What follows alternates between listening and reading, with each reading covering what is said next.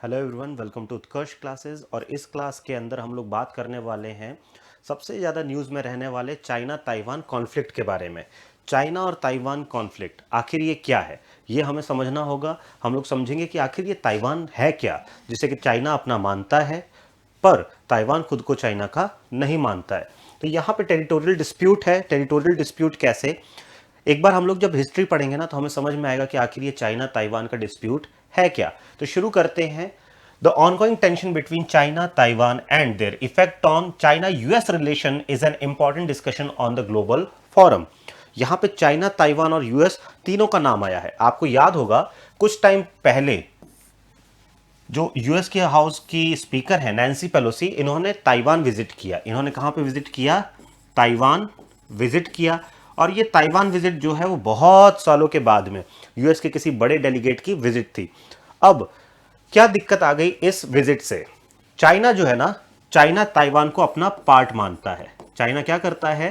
Taiwan को अपना part मानता है। ताइवान को ऐसा नहीं मानता है कि अलग से देश है।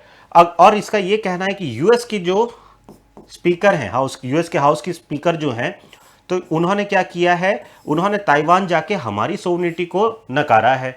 ताइवान हमारी टेरिटरी है, हमसे पूछ के आना चाहिए था। हमसे बिना पूछे आप ताइवान के पास में कैसे चली गई? तो क्या ये ऐसा सच में हो सकता है कि किसी टेरिटरी के अंदर यूएस घुस जाए?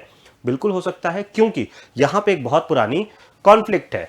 The differences over Taiwan status have fueled rising tension between the island and the mainland. यहां पे हमने वो वर्ड यूज किया है आइलैंड एंड दी मेनलैंड। इसको समझने के लिए हम देखते हैं इस मैप को एक बार। ये है हमारा चाइना, हमारा तो नहीं है पर फिर भी ये है चाइना, और ये है ताइवान। ये क्या है? ताइवान। क्लियर है? यहां पे क्या है? बीच में एक ताइवान स्ट्रेट है। यहां पे क्या है? Taiwan straight. स्ट्रेट क्या होती है? स्ट्रेट होती है एक वाटर बॉडी। स्ट्रेट क्या होती है? एक वाटर बॉडी जो कि दो लैंड मास के बीच में हो। दो लैंड मास के बीच में बनती है, उसे स्ट्रेट कहते हैं। ठीक है, बहुत बड़ी नहर मान लेते हैं इसे, या दो महासागर या दो सागर को जोड़ने वाली कोई एक अगर जलीय कड़ी है तो उसे स्ट्रेट कहा जाता है। तो चाइना ये मानता है कि ये ताइवान भी तो आखिर चाइना ही है, तो बाकी लोग क्यों नहीं मानते हैं? और बाकी लोग मानते हैं तो क्या पूरा पूरा मानते हैं? आखिर ये वन चाइना पॉलिसी क्या है? ये सारी चीजें आज हम लोग इसी के बहाने डिस्कस भी कर जाएंगे। नाउ अब Taiwan has the potential to be at flash point in US China relation. Flash point किसके रिलेशन के बीच में? यूएस और चाइना के रिलेशन के बीच में। हमेशा से आपने, जब से आप छोटे रहे होंगे, आपने सुना होगा यूएस और रशिया के बीच में ना काफी ज्यादा, यूएस और रशिया के बीच में काफी ज्यादा टसल रहती है। पर अभी रिसेंटली क्या हुआ है, हमें देखने को मिला है रशिया काफी कमजोर हो गया है, खास करके 1991 के यूएसएसआर डिसइंटीग्रेशन के बाद में। पर फिर भी पुरानी राइवलरी है तो चली आ रही है। अभी क्या हो रहा है नई दुनिया के अंदर? नई दुनिया के अंदर चाइना एक सुपर पावर बन के आ रहा है। और पुरानी सुपर पावर कौन है? पुरानी सुपर पावर है यूएसए। तो ऑब्वियसली यूएसए और चाइना के बीच में टेंशन बढ़ना वाजिब है। दोनों को अपना माइट प्रूव करना है, दोनों को अपनी मसल पावर दिखानी है। तो यहां पे ताइवान को सपोर्ट करते हुए यूएस की जो हाउस की स्पीकर हैं वो चली गई वहां पे मिलने, उससे हो गई दिक्कत। और अब एक फ्लैश पॉइंट हो चुका है ताइवान, यूएस और चाइना की रिलेशनशिप के बीच में। ताइवान का ऑफिशियल नाम क्या है? उसका नाम है रिपब्लिक ऑफ चाइना। काफी लोग ये शायद पहली बार सुन रहे होंगे। क्या ताइवान का नाम भी चाइना है? हाँ जी, ताइवान का नाम है रिपब्लिक ऑफ चाइना। और ये एक आइलैंड है जो कि सेपरेट हो गया था चाइना से, ताइवान स्ट्रेट से अलग है। ताइवान स्ट्रेट की वजह से ये चाइना के मेनलैंड से अलग है, इसीलिए इसे आइलैंड और इसे चाइना को मेनलैंड कहते हैं। और जो चाइना है, जिसे अभी हम लोगों ने देखा मैप में, उसे मेनलैंड कहते हैं। Mainland China. क्लियर है? It has been governed independently. It कौन? रिपब्लिक ऑफ चाइना मतलब Taiwan. Taiwan has been governed independently of mainland China, officially the People's Republic of China. और चाइना को हम लोग क्या कहते हैं? चाइना को हम लोग कहते हैं PRC, People's Republic of China. Clear है? द पीआरसी व्यूज, पीआरसी मतलब मेनलैंड चाइना, जिसे हम चाइना के नाम से जानते हैं। अब इसके बाद में हम लोग पीआरसी और आरओसी की जगह चाइना और ताइवान वर्ड का यूज करेंगे। The China views the island as the renegade province and was to eventually unify Taiwan with the mainland. इसको मानता है कि यह हमारा ही प्रोविंस है और एक न एक दिन हम इसे अपने में मिला ही लेंगे। इन ताइवान, पर ताइवान के अंदर, which has its own democratically elected government, Taiwan के अंदर खुद की डेमोक्रेटिकली इलेक्टेड गवर्नमेंट है, and is home to 23 million people. और आबादी कितनी है ताइवान की? 23 मिलियन, मतलब 2 करोड़ 30 लाख, 2 करोड़ 30 लाख की आबादी है। Political leaders have differing views on the island status and relation with the mainland। और यहां पे भी पॉलिटिकल जो लीडर्स हैं उनके अलग अलग व्यूज हैं। नेक्स्ट कह रहा है कि हिस्ट्री ऑफ ताइवान के बारे में थोड़ा सा मुझे बता दो। हिस्ट्री ऑफ ताइवान, तब जाके समझ में आएगा कि आखिर इन दोनों के बीच में लड़ाई क्यों है, क्यों चाइना ताइवान को अपना हिस्सा मानता है पर ताइवान खुद को चाइना का हिस्सा नहीं मानता है। The first known settlers in Taiwan were Austronesian tribal, Austronesian tribal. पहले सेटलर किसे माना जाता है? Austronesian tribal, who were thought to have come from modern day southern China. उनको माना जाता है कि ये मॉडर्न डे साउदर्न चाइना से आए हैं। क्लियर है? बहुत आसान। सिर्फ अब ये फैक्ट आपके सामने आते जाएंगे, आपको बस याद करते जाना है। The island was first mentioned in Chinese records in 239 CE। पहली बार चाइनीज रिकॉर्ड्स के अंदर इस आइलैंड का जिक्र कब हुआ? साल 239 में। जैसा आज 2022 चल रहा है वैसे ही 239 में, 239 में इसका रिकॉर्ड मिलता है। When emperor sent an expeditionary force to explore the area. और इस एरिया को एक्सप्लोर करने के लिए जब किंग ने अपनी फोर्सेस को भेजा था। उसके बाद में 1624 से 1661 तक यह डच कंट्रोल में था और उसके बाद में then Taiwan was administered by China's Qing dynasty from 1683 to 1895। बहुत लंबा टाइम था जब ये क्विंग डायनेस्टी, चाइना की क्विंग डायनेस्टी के अंदर आता था। The largest demographic group of the island now are Hakka Chinese. अब ये जो 2.3 मिलियन की जो जनता थी, ये कहां पे, किस ट्राइब से बिलोंग करती है? हाका चाइनीज से बिलोंग करती है।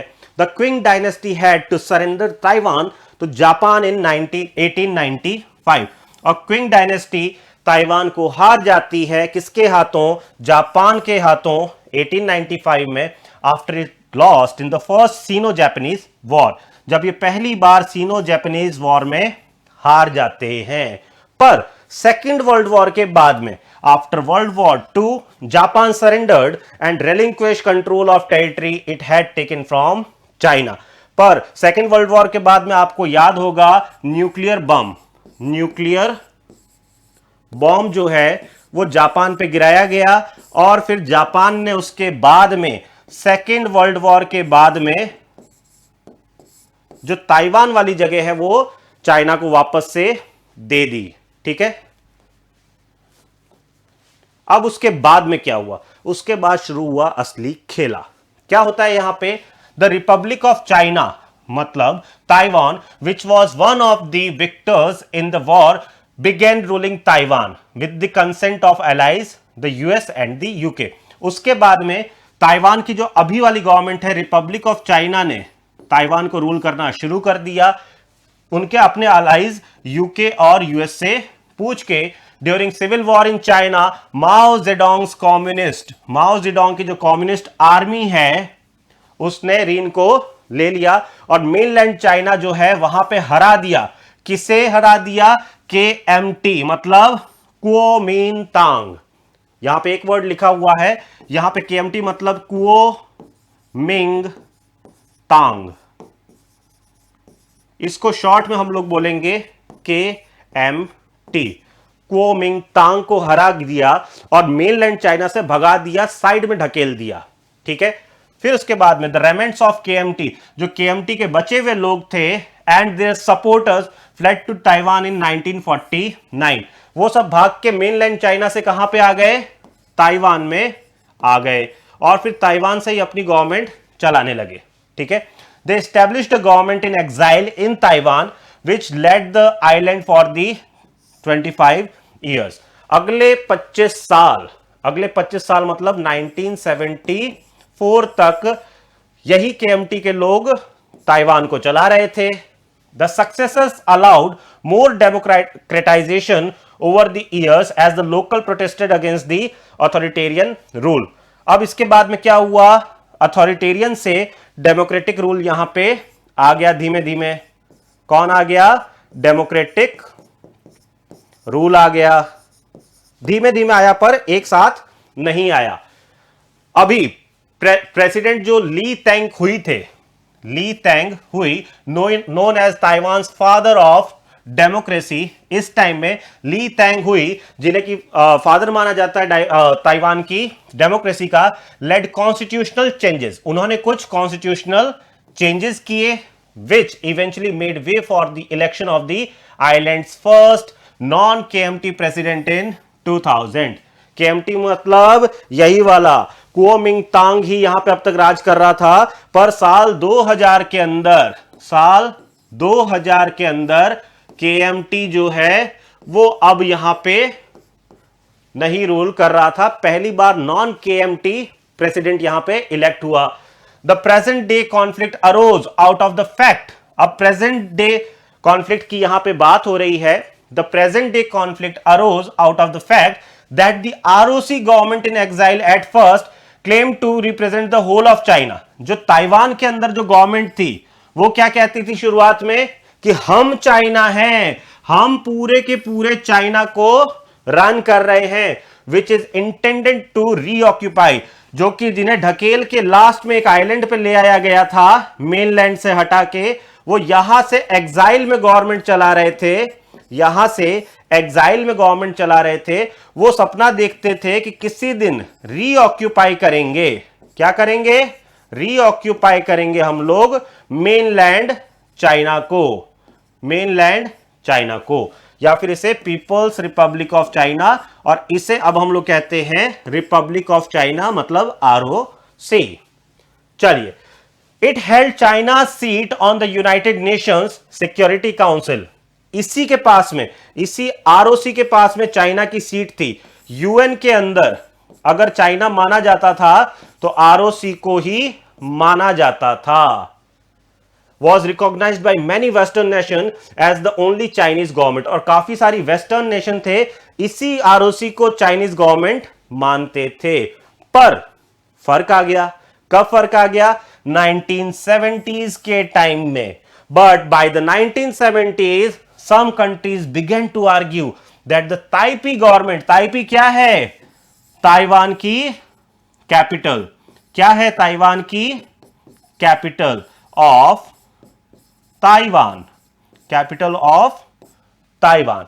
But by the 1970s, some countries began to argue that the Taipei government could no longer be considered a genuine representative of the hundreds of millions of people living in mainland China. इस ROC government को, Taipei की government को, Taiwan की government को हम नहीं मान सकते कि वो मेनलैंड चाइना पे रहने वाले, मेनलैंड चाइना पे रहने वाले लाखों करोड़ों लोगों का रिप्रेजेंटेटिव होगा। ठीक है।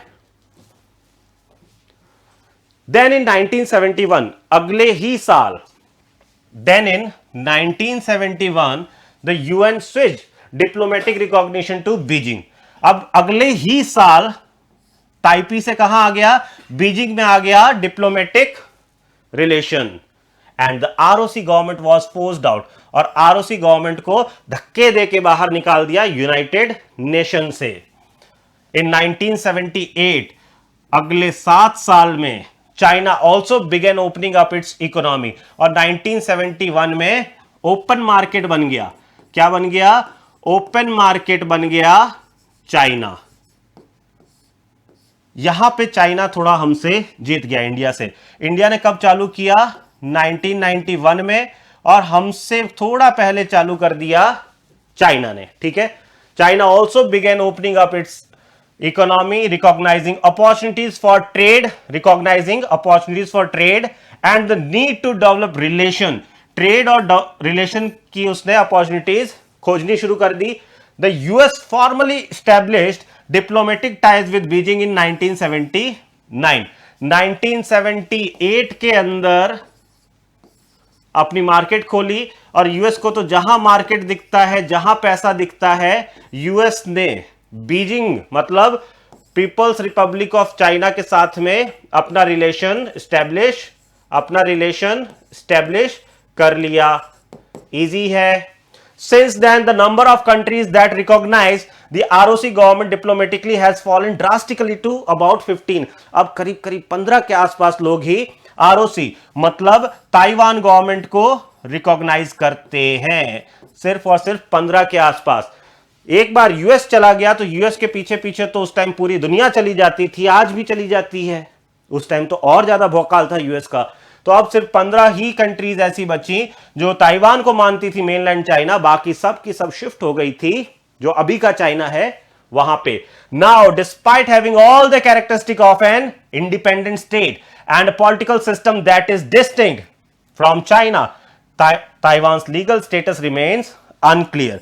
ताइवान का लीगल स्टेटस जो है वो अनक्लियर है, कि इंडिपेंडेंट देश है कि चाइना का पार्ट है, ये अभी तक अनक्लियर है। यहां पे रोल आता है वन चाइना पॉलिसी का, यहां पे रोल आता है वन चाइना पॉलिसी का। अगर मैं चाइना का इतना बड़ा हिस्सा देखता हूं तो ये आता है तिब्बत में, ये आता है तिब्बत में, यहां पे ये है ताइवान, यहां पे है ये ताइवान, यहां कहीं है शिनजियांग जो उइगुर मुस्लिम वाला है, शिनजियांग प्रोविंस है, और इधर जो आता है ये मेनलैंड चाइना जो मेनली चाइना होना चाहिए था, ठीक है। तो तिब्बत जो है, तिब्बत की एग्जाइल में गवर्नमेंट कहां चल रही है? इंडिया के अंदर, इंडिया के अंदर एग्जाइल गवर्नमेंट चल रही है तिब्बत की। ताइवान अपने आप को एक अलग गवर्नमेंट चला ही रहा है, यहां पे डेमोक्रेटिकली इलेक्टेड, डेमोक्रेटिक सेटअप है ही, डेमोक्रेटिक सेटअप है। पर इसको आप अलग से ताइवान कह दो और इसको आप अलग से तिब्बत कह दो तो चाइना नाराज हो जाता है। चाइना कहता है कि दुनिया में एक ही चाइना है, कोई तिब्बत नहीं है, कोई ताइवान नहीं है, कोई शिनजियांग नहीं है, जो है वो एक ही चाइना है। और अगर कोई कह देता है, कोई ताइवान का नाम भी ले लेता है तो चाइना को लग जाता है बुरा, बहुत बुरा। इसीलिए ताइवान जब नैन्सी पेलोसी चली गई तो चाइना को लगा कि मेरी वन चाइना पॉलिसी के साथ में खिलवाड़ हुआ है, और फिर उसके बाद में थोड़ी सी आग लग गई चाइना को, ठीक है। चलिए अब हम बात करते हैं चाइना ताइवान रिलेशन के बारे में। चाइना ताइवान रिलेशन के बारे में बात कर लेते हैं क्योंकि यह भी बहुत ज्यादा इंपॉर्टेंट है। तो हमेशा से ऐसा नहीं कि दोनों झगड़ा करते रहते हैं, हमेशा से ऐसा है नहीं। बीच बीच में क्या होता है, बीच बीच में ये लोग प्यार से एक दूसरे से डील भी करते हैं। By the 1980s Taiwan relaxed rules on visit and investment in China. 1980s तक ताइवान को भी समझ में आ गया कि पैसे कमाने हैं, और आपको याद होगा 1978 के अंदर अपना मार्केट ओपन कर दिया था चाइना ने। तो 80s तक ताइवान को भी लगा कि हाँ चलो ठीक है, वहां से लोगों को बुला लेते हैं, यहां से लोगों को भेज देते हैं, इन्वेस्टमेंट और घुमा घूमी अलाउ कर देते हैं, रिलैक्स कर दी अपनी पॉलिसीज को।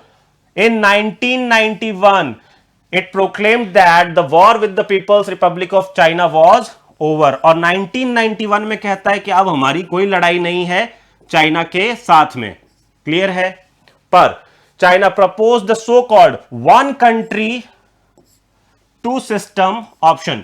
चाइना क्या कहता है, वन चाइना पॉलिसी तो रहेगी पर वन कंट्री रहेगा, दो सिस्टम रहेगा, कि हाँ ठीक है तुम अपना सिस्टम चलाओ, हम अपना सिस्टम चलाएं, पर देश हम एक ही रहेंगे। Which it said would allow Taiwan significant autonomy. हम क्या करेंगे, ताइवान को ऑटोनॉमी देंगे कि तुम अपना प्रेसिडेंट प्रधानमंत्री रखो भाई, पर यह है तुम कहलाना बस चाइना, ठीक है। If it agreed to come under Beijing's control, Taiwan rejected. Taiwan ने क्या किया, रिजेक्ट कर दिया कि हमको नहीं चाहिए, हम तो देश ही अलग हैं। Taiwan rejected the offer and Beijing insisted that Taiwan ROC government is illegitimate. और उसके बाद में बीजिंग क्या कहता है, ताइवान की आरओसी गवर्नमेंट जो है वो नाजायज है, इलेजिटिमेट है। But unofficial representative from China in Taiwan still held limited talks. पर अनऑफिशियली दोनों आपस में बात करते रहते हैं। Beijing claims that Taiwan is bound by an understanding known as 1992 consensus. Beijing ये कहता है कि ताइवान वो बंधा हुआ है 1992 कंसेंसस से, जो कि है which was reached between representative of the Chinese communist party CCP, जिसके शी जिनपिंग हैं, और केएमटी कुओमियांग। इन दोनों के बीच में क्या हुई, अंडरस्टैंडिंग हुई at that Taiwan at that time. ठीक है, party that ruled Taiwan at that time, जब पार्टी की रूलिंग चल रही थी। कब, 1992 में। आपको याद होगा नॉन केएमटी आया था 2000 में, उससे पहले 1992 के अंदर एग्री कर चुके थे आरओसी और पीआरसी। ये क्या होंगे, इनके बीच में समझौता रहेगा कि हाँ भाई one nation two party system चलता रहेगा। However, two side does not agree on the content of this consensus। हालांकि दोनों पार्टी एग्री नहीं करती है, as it was never intended to address the question of Taiwan's legal status। क्योंकि Taiwan के legal status के बारे में कभी कोई बात हुई ही नहीं। सन 2000 के अंदर the democratic progressive party DPP came into the power, और उसने in Taiwan which promoted the idea of independence, जिसने क्या कहा, हम ताइवान को इंडिपेंडेंट डिक्लेयर करेंगे सन 2000 में। अब इसने अलार्म कर दिया मेनलैंड चाइना को। इन 2008 केएमटी केम इनटू पावर। 2008 में वापस से केएमटी पावर में आता है, डीपीपी को हटा के। अब क्या हुआ, and try to restore one China system through economic relation. इसने कोशिश की कि देखो भाई, चाइना अपना ही भाई है, भले ही कजिन है, पर चाइना के साथ में रीस्टोर करते हैं अपने रिलेशन को। क्लियर है।